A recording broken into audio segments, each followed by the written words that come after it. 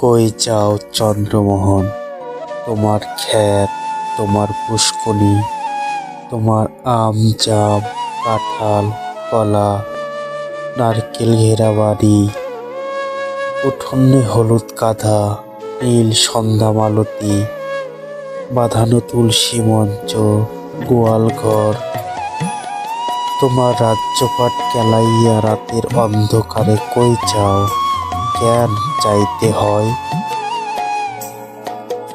বক্রেশ্বর পণ্ডিতের কথা মনে পড়ে। তারপর যুগ সমাপ্ত হইলে প্রজাপতি ব্রহ্মার পৃষ্ঠদেশে অধর্মের জন্ম হইল। মিথ্যা হইল অধর্মের সহধর্মণি, দম্ভ তাহাদের পুত্র।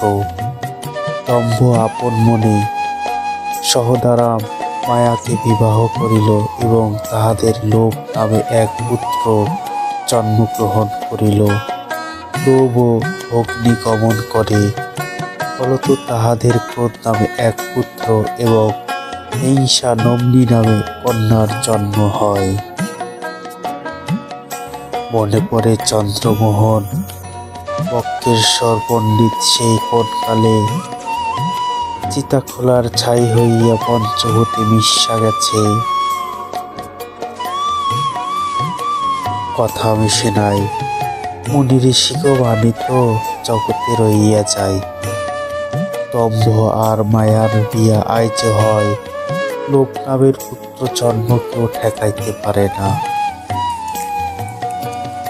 তাই তো চন্দ্রমোহন রাইতের অন্ধকারে 14 পুরুষের ভিটা ছাইরা নদীর জলে চক্ষের জল মিশাইয়া নির্বাসনে চাইতে হয়। ভাইসা যায় গো, নদীর জলে প্রতিমা ভাইসা যায়। বড় দুঃখ চন্দ্রমোহন, বড় কষ্ট,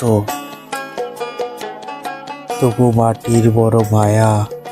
রাত নাই দিন নাই, মাথার ভিতর বুকের ভিতর খালি পার ভাঙ্গে।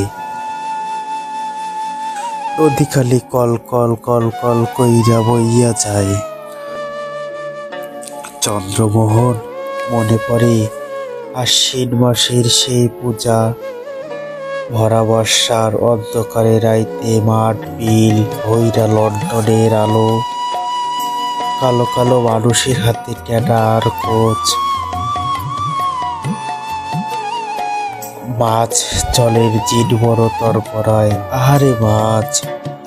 সেই নদী মনে পড়ে চন্দ্রমোহন, বর্ষার নদী, আশ্বিনের নদী। কাশবন, শীতের পিঠা, নবান্ন মনে পড়ে। তবে কই যাও চন্দ্রমোহন, রাইতের অন্ধকারে রাজ্যপাট ছাইরা কোন নির্বাসনে যাও, নদীর জলে চক্ষের জল মিশাইয়া।